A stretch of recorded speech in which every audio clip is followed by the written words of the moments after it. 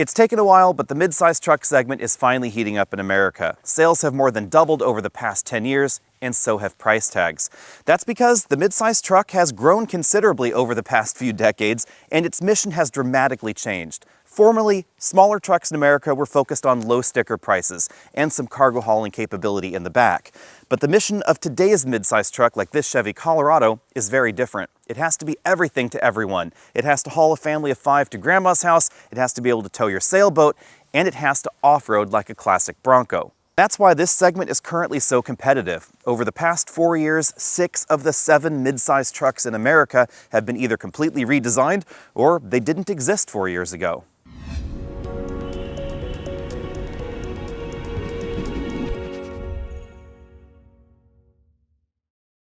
The transition from cheap and cheerful cargo hauler to off-road oriented half-ton replacement is obvious when you look at the Colorado. This is about as big as a Silverado used to be only a few decades ago. But it's also obvious when you take a look at the trim lineup. This is a Trail Boss model. It's the 3rd level up from the base version of the Colorado, and this is the first of 4 off-road trims. Yes, 4. We have the Trail Boss, we have the Z71, we have the ZR2, and then we have the ZR2 Bison, which I would consider different enough to warrant its own trim level status. The Colorado has become more stylish, and it's become more differentiated from the Canyon as well.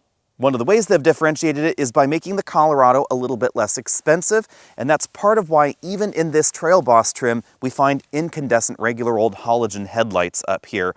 I am a bit disappointed by that. I would have thought that by the time you worked your way up to the 3rd level up from the bottom, you'd get LED headlights, but instead everything here is incandescent. From the turn signals and these marker lamps, I guess you'd say, they actually do give this kind of a marker lamp vibe across the front, to the high beams and the low beams, they're all incandescent. Also, no fog lights down at the bottom. Also helping differentiate things a bit between the Colorado and the Canyon, the Colorado is available with 2 different track widths, and that would be the distance between the front left wheel and the right front wheel. You'll notice we also get different fenders because those wheels are further outboard on the vehicle. This is 4 inches wider in the Trail Boss and the ZR2 trim than in the Z71, the LT, or the WT trim. But it's the exact same width as all of the Canyons. So every Canyon is going to get the wide body format. Certain versions of the Colorado will get the wide body format. The advent of the 4-door cab has been a major driver in pickup truck sales in the US. And by that I mean 4 real, actual full-size doors, not the little baby doors we used to find in pickup trucks 20 years ago or so. When the full-size 4-door cabs hit the half-ton market, sales really started accelerating, and we saw the exact same thing in the 3/4-ton and 1-ton segment, also the smaller truck segment in America. But there is an interesting twist. Because trucks still need to be able to fit in regular suburban parking spots, especially mid-sized trucks like this, they're all pretty similar in length. The shortest entries in this segment are going to be the Frontier and the Ridgeline at 210 inches long. This is only 3 inches longer, and really the big difference is just the bumper overhangs front and rear. The reality, of course, is mid-sized trucks have grown to the point where there isn't that much size difference between this and a Silverado. Yes, the Silverado is a little bit taller, a little bit wider, and a little bit longer, but the difference is not enormous. And if you have a 20-year-old Silverado, this actually may be bigger. To improve the off-road capability of the Trail Boss, again, we get that extra 4 inches in track width. We also get 2 inches of extra ground clearance thanks to a suspension lift, and we get 18-inch all-terrain tires on this model with these unique black wheels. If you want, of course, bigger wheels and bigger tires on your truck, you can get those on the Colorado and the Canyon. If you work your way all the way up to the ZR2 Bison, then you get really large tires on that model, but that's going to affect your on-road performance because the diameter increases and Chevy does not change the final gear ratio on the transmission. We'll talk about that a bit later. Let's take a closer look at the bed now. We have a pretty convenient hand grip right here on the top, and then a step there. Even with the 2-inch lift, it's pretty easy to get into the bed. Now, if you're looking at this as perhaps a half-ton alternative, you should know that this is narrower than the average half-ton truck between the wheel wells. This is a cutoff of a 4x8 sheet of plywood I have. As you can see, it's not going to fit between the wheel wells. There are only 2 entries in this mid-size segment that are at least 4 feet wide here. And those would be the upcoming 2024 Ranger and the Honda Ridgeline. If you want to fit 4x sheet goods in here, they will fit, but they're going to have to go on top of the wheel wells, which is a little bit less convenient. The difference is also obvious when you take a look at the tailgate opening because it is going to be several inches narrower.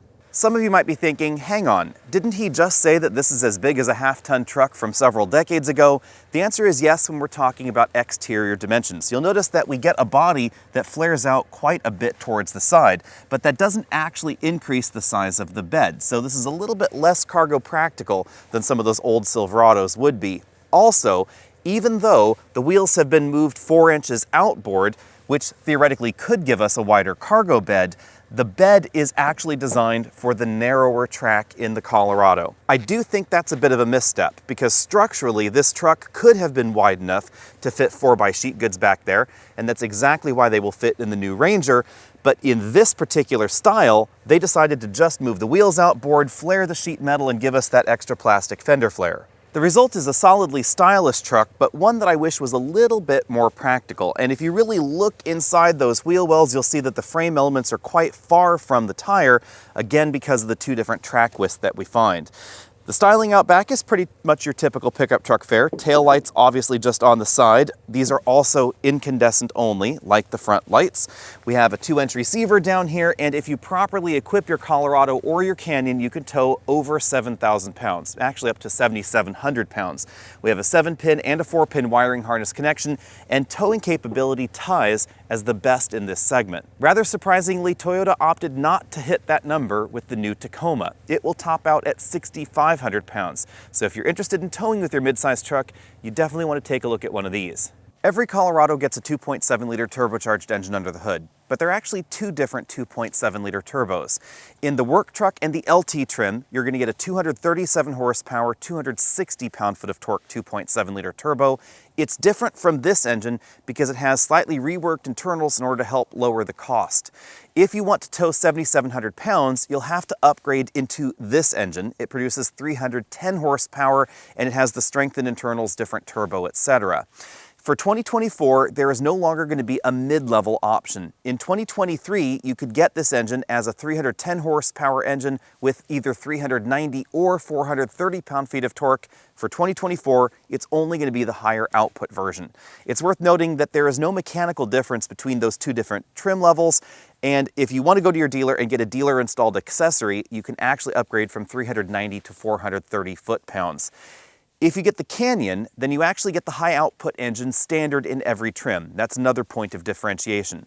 An 8-speed automatic transmission is standard, 4-wheel drive is optional. Of course, it's going to be standard in the off-road trims like this Trail Boss, and fuel economy will vary between 16 miles per gallon and 22 miles per gallon, depending on the options you get. This is usually the time where people start typing furiously in the comment section, why can't smaller trucks get better fuel economy than bigger trucks? It's a conspiracy. Well, not really. There is a reality here. This does get 10% better fuel economy than a comparably equipped Silverado. The Silverado is actually an interesting test case because it can have a 2.7-liter turbo under the hood as well. The most fuel-efficient Silverado with the 2.7-liter turbo is going to give you 20 miles per gallon combined. The most fuel-efficient Colorado with the 2.7 is 22 miles per gallon combined, 10% better. Now, admittedly, that Colorado is not the exact same 2.7. That's the lower output version of this engine. The reality is that the 2 trucks are very similar in size. The Colorado actually manages to be heavier than a base Silverado. That's 4,410 pounds. This ends up 4,716 pounds according to Chevy. They're about the same length. This is 213 inches long. The shortest Silverado that's going to get you 20 miles per gallon is actually 3 inches shorter.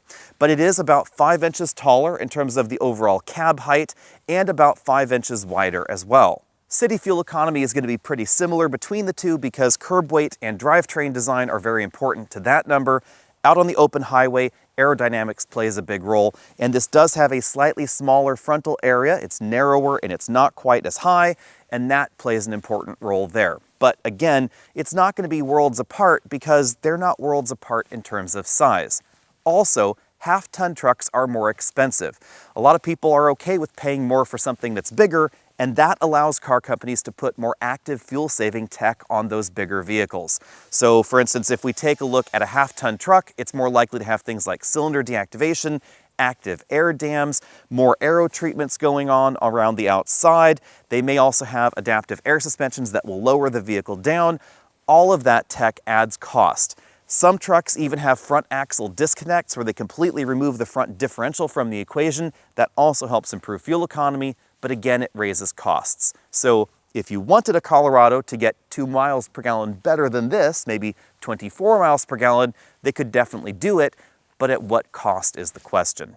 I found the front seats to be a little bit more comfortable than average for this segment. The seating position can also be pretty upright, or you can choose to put this seat bottom cushion pretty close to the ground. So if you want more of a car-like driving position, you can do that. If you want more of a traditional truck-like driving position, that's possible because we get a little bit more headroom in here than we find in real-world terms than in the new Tacoma.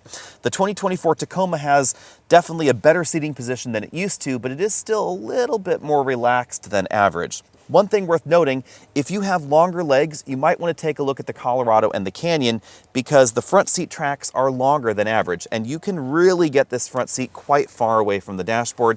So if you're maybe 6'4", 6'5", you might want to take a look at this instead.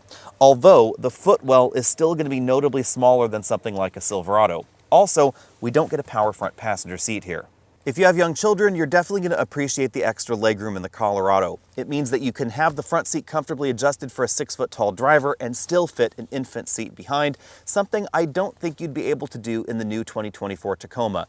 I haven't been able to test it with this child seat yet, but at the first drive event, I noticed that the rear seat was considerably smaller than this, and that's also borne out in the numbers. For adults and larger children, there's definitely a reasonable amount of room back here. I have about 3 inches of legroom sitting behind myself. Moving over to the middle seat, you'll notice that headroom, unfortunately, is on the lower end of the spectrum here. Moving all the way over to the right side, as with pretty much all of the entries in this segment, this front seat's all the way back in its tracks, and my knees are digging into the seat back. The difference is that this seat is much further back from the firewall than it would be in a Tacoma or a Frontier, etc. So that front passenger has a lot more room. Also, I have somewhere to put my feet, and I noticed that was a bit of a problem in the new Tacoma. The rear seats fold up and latch in place without the use of a snap, something that we find in the new Tacoma. I was a little bit worried about that design, and there is a little bit of additional storage space under there. Since the big screens are a defining feature of this interior, we should clearly talk about these first on the inside. In the middle of everything, we have a just over 11-inch infotainment screen. Obviously, it runs Apple CarPlay and Android Auto, something that, interestingly, we're not going to be getting in GM's new EVs. They're trying to move away from that particular feature, even though the software is basically the same as the software that we find here. The home interface, as you'd expect, is very much like what we find in, for instance, the new Blazer EV. It also supports built-in Google Mapping, that's internet connected, of course, again, that smartphone integration, and the Google Assistant right up top, because this is basically running a car version of the Android operating system. The other interesting thing over here is that we find a standard 8-inch LCD instrument cluster. Now, if you get the top-end version of the Colorado, then this gets upgraded to just over 11 inches, so the LCD would actually fill the black blanks on either side. But this small LCD is definitely more attractive than what we find in pretty much every other truck's base setup. And again, this is the one you're going to find even in the work truck version. We have things like that single gauge look, we have a clean look there, we have off-road information.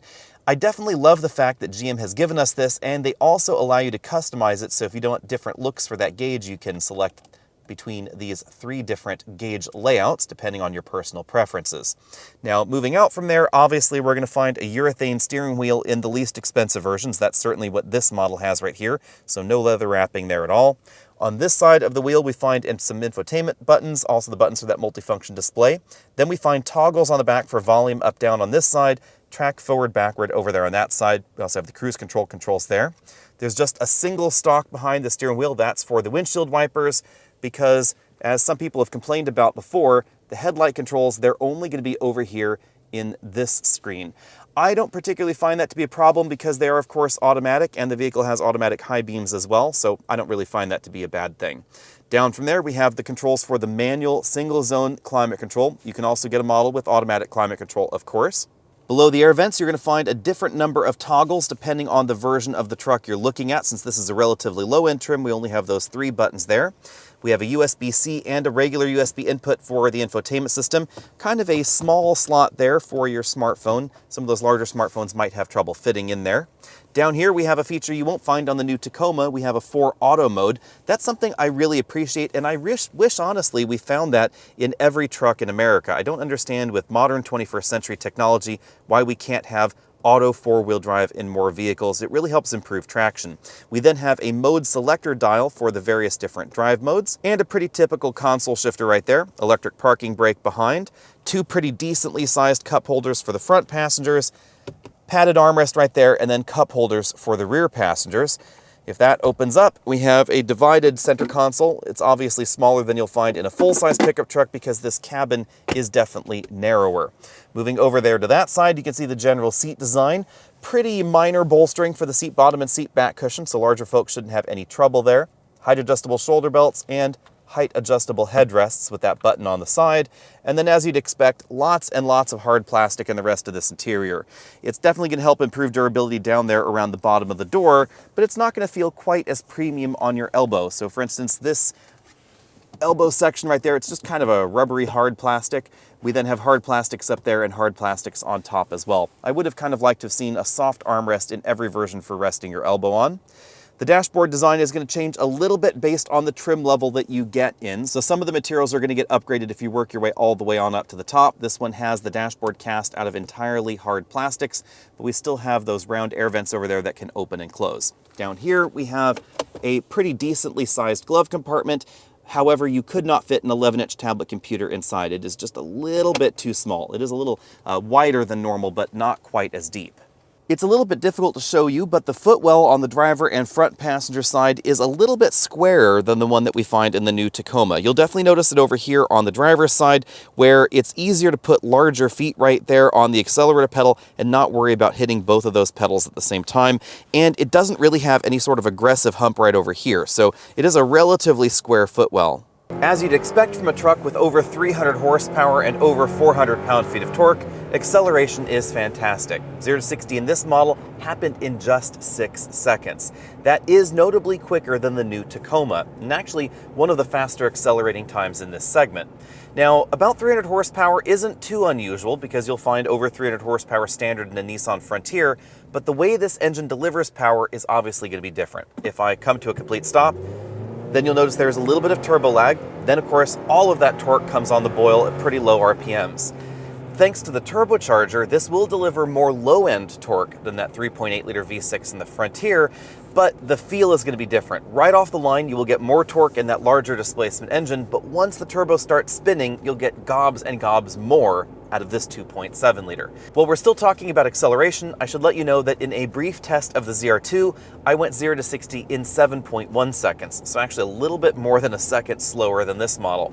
It all has to do with mechanical advantage. When you put larger diameter tires in a vehicle, you're not going to get the same mechanical advantage as you have with smaller tires. And I'm talking about the overall tire diameter there. Obviously, those tires are also heavier than this, so that presents a bit of an acceleration challenge, I guess you'd say. For some reason, Chevy decided not to lower the final gear ratio, the final drive ratio on the ZR2. I kind of wish they had done that to help maintain performance. So if you are looking for a better blend of torque advantage, on-road and off-road driving dynamics, etc., I would suggest actually taking a look either at the Trail Boss or just at slightly smaller diameter tires. In our brake test, it took 120 feet for this vehicle to stop from 60 miles an hour back to 0. That's a decent time for this segment, and you really won't find too much better of a score in the competition. As far as handling goes, I would say it actually is pretty decent considering that this is, of course, a truck. So obviously something like an SUV is going to handle a bit better than this. The realities around truck design just make a vehicle behave in a certain way. We have a relatively light rear end because we have a cargo bed back there and much more weight up front. We also have a body-on-frame design with a solid axle in the rear, just as you'd expect for durability. If you want the best handling in this segment, that's going to be the Honda Ridgeline. Obviously, the Honda Ridgeline is a bit of a divisive entry because some people think it's not really a true truck. It is, of course, a Honda Pilot with a bed carved out of the rear. It has a torque vectoring all-wheel drive system, fully independent suspension, etc., and that's really why it's going to ride and handle very differently from all the rest of the competition. Out on a gravel road like the one that we're on here, I found ride quality to be pretty average as far as mid-sized trucks go. I do think that the Gladiator is more comfortable on road surfaces like this, especially for longer distance journeys, but you will also find more compliant suspensions as far as off-roading in something like the ZR2 or the AT4 version or AT4X versions of the Canyon as well. If you want a combination of better ride quality and sort of better suspension dynamics, then you want to take a look at the new Tacoma, because the Tacoma does have coil springs in the upper end trims. You can also get adaptive dampers in the limited trim. And that combination really does improve road manners. The rear suspension is still a solid axle, of course, so it can still get upset over broken pavement, especially in the corners. But generally speaking, it's going to be more compliant and cushier than pretty much all of the competition. And again, if you're driving the Canyon harder and you're really revving the engine up, you're certainly going to hear more of that engine noise coming into the cabin. Although, even when towing, you're not really going to get that much noise in the cabin because thanks to the turbocharger, the engine doesn't have to spin that fast in order to pull the trailer up the hill. It's one of the big advantages of the turbocharged engine. So, say in a Nissan Frontier versus this pulling 6,000 pounds up the hill, this engine is not going to be spinning nearly as quickly as that 3.8 liter V6 would need to spin in order to get you up that same grade. Now, as far as fuel economy goes, you would assume that maybe this engine would deliver fantastic fuel economy because it's a small turbo compared to those larger V6s. But honestly, the fuel economy is distinctly average for this segment. So I'm going to go ahead and give this a C+ as far as the fuel economy goes. We are expecting to see, of course, the hybrid Tacoma. There is a rumor that we might get a hybrid version of the Ranger at some point somehow, because it is one internationally. There's a plug-in hybrid available in other world markets. And of course, there could always be a 4xe version of the Gladiator, although that's just rumor at this point in time. Hopefully, we will see more fuel-efficient trucks in this segment.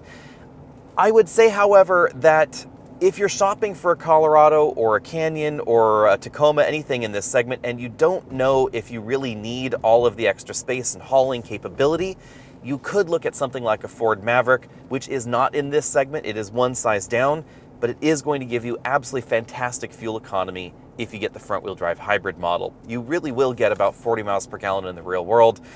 I wouldn't call it exact competition to this, certainly not competition for the more off-road flavors of the Colorado. But again, if you're looking for a practical small truck with better fuel efficiency, it is certainly going to be an option. For 2024, the Colorado is one of the less expensive options in this segment, but some of that is because we actually have some pretty expensive mid-sized trucks in the US now. The Colorado starts at $30,695. That gets you the work truck trim, two-wheel drive, and the less powerful engine, 237 horsepower. If you want 310 horsepower, you can get that in the work truck format, but it's going to cost you $32,115, so a decent bump over the base trim.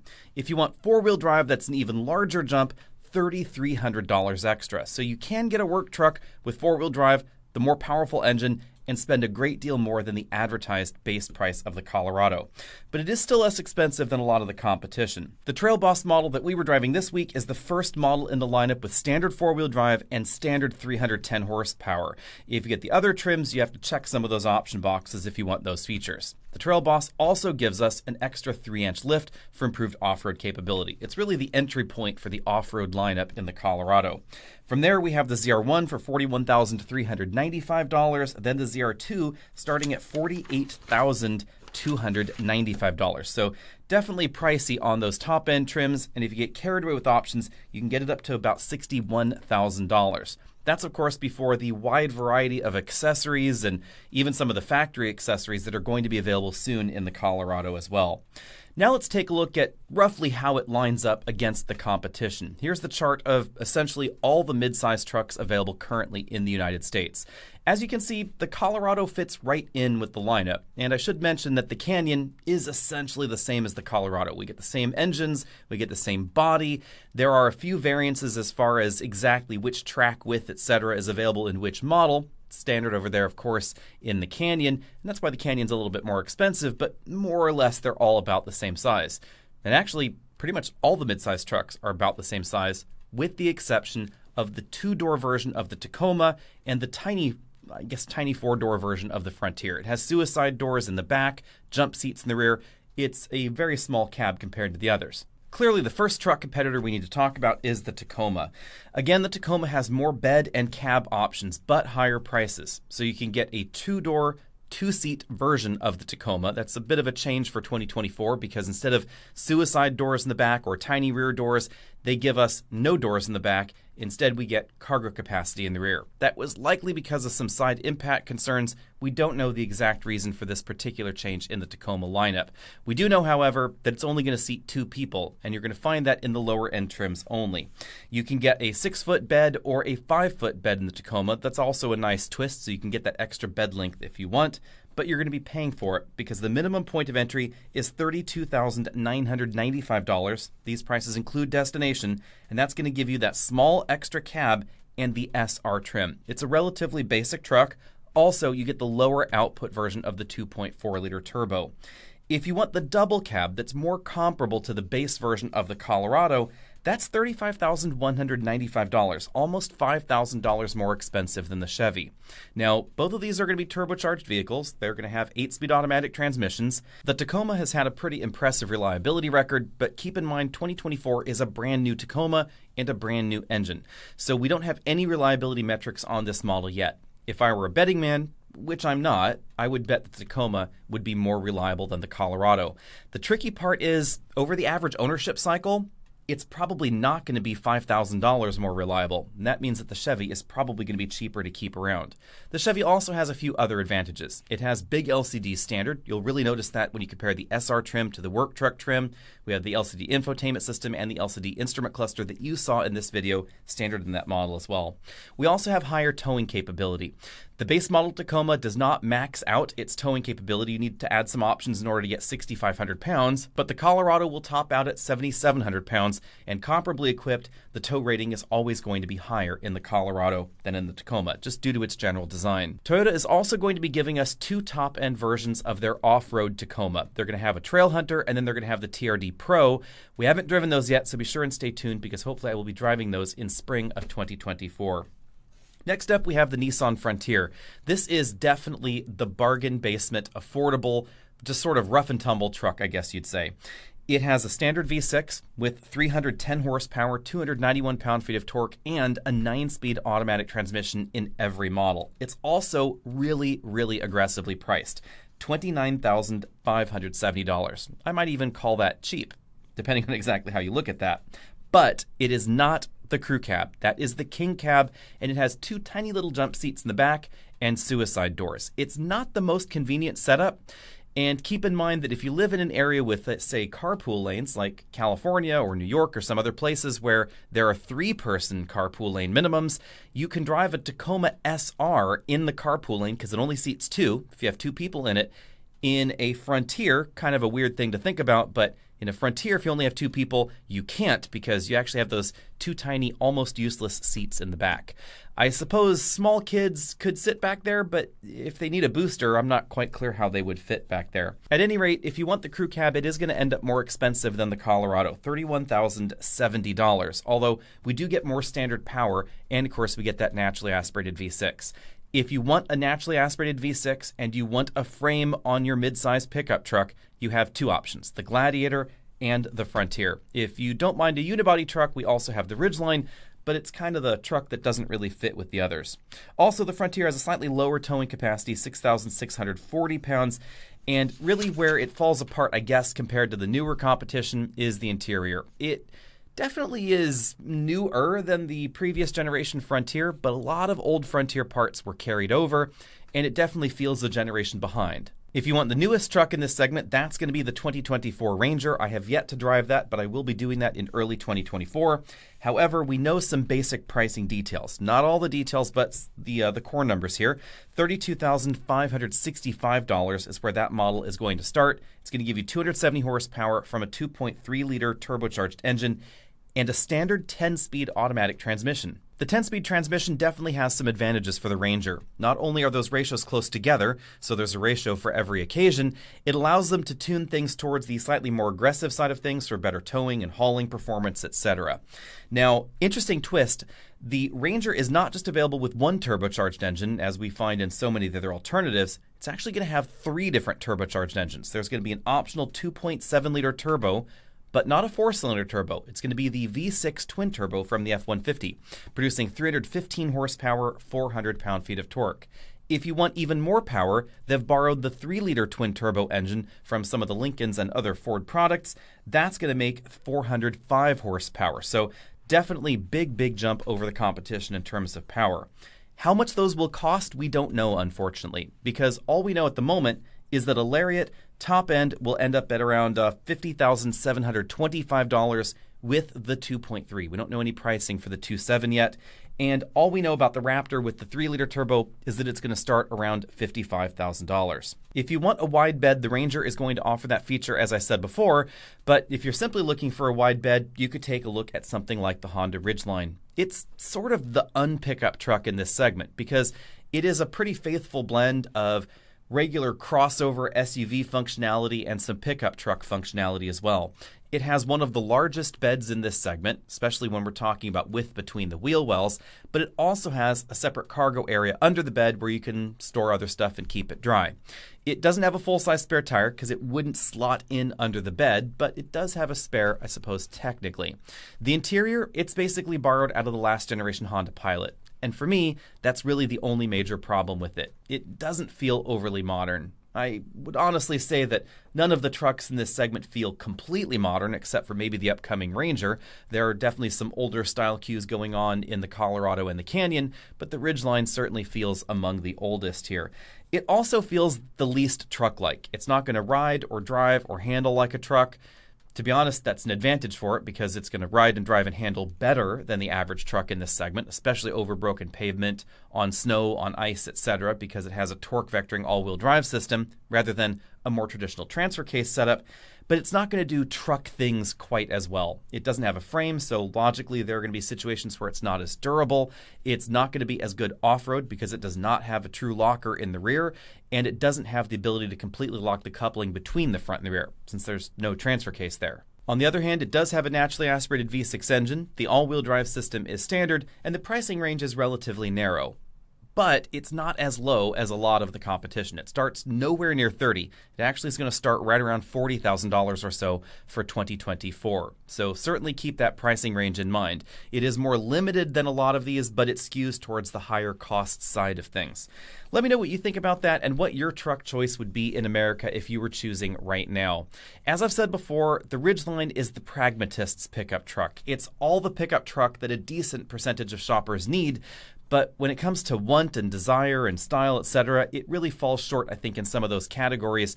So a practical person would probably choose it over the rest, but I'm not clear exactly how many people are that practical. As far as the rest of the options go, I have to admit, I think it would be a pretty tough call between the value proposition in the Frontier, especially the lower end trims of the Frontier, or the upper end options and feel that we find in the GMC. We didn't talk too much about the GMC here, but it's basically the high-end version of the Colorado. Yeah, there's a lot of feature similarity between these two models, but the Canyon comes with a bit more standard feature content, and the upper end trims, especially the Denali trim, I think look fantastic. I also like the styling, generally speaking, of the Canyon a little bit better than the Colorado. Let me know what you think about that down there. And of course, stay tuned for our review of the upcoming Ranger, because that could be the one that would knock the others off the top of my list. In the meantime, hit that subscribe button down there. Let me know what you would pick in this segment. And of course, find us over at Facebook, Twitter, Instagram, X, all those other social places. I'll see all of you next week.